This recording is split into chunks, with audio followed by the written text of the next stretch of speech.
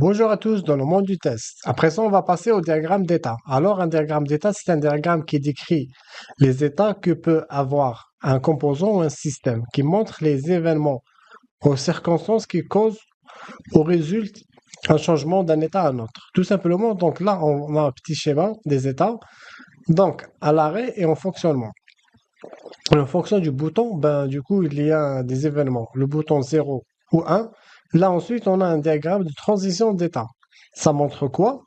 Les états possibles que le logiciel ainsi que la façon dont le logiciel y entre, il sort, ou il évolue entre ces d'état. Du coup, il y en a une transition. Et on a une transition et elle est déclenchée par un événement. Pardon.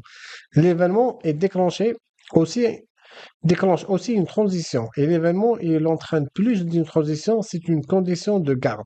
La couverture de test, elle, est égale à quoi finalement? C'est ce qu'on couvre l'ensemble des tests, si vous voulez. Du coup, c'est égal au nombre d'états ou de transitions testées divisé par le nombre total d'états ou de transitions dans l'objet. Et la couverture des transitions ou des états, c'est de passer au moins une fois dans chaque transition d'état. Mais ça, on va voir dans l'exemple après. Donc là, on a un schéma avec on-off qui passe par le roulage de décollage de la croisière et l'atterrissage. On est à la page 142.